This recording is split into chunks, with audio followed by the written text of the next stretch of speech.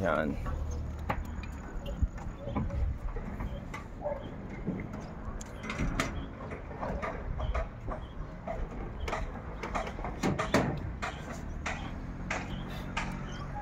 Nasaan kaya tayo ngayon? Nasaan kaya tayo ngayon? Sa taas tayo ng bundok. Ito, nalianan natin yan. Yan.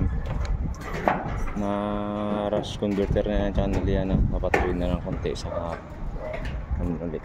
Ito, hindi pa nakalagyan ng rush converter. Tapos kanilya. Nagbabadya na naman ang ulan. Ayun o. Diyan na naman ang ulan.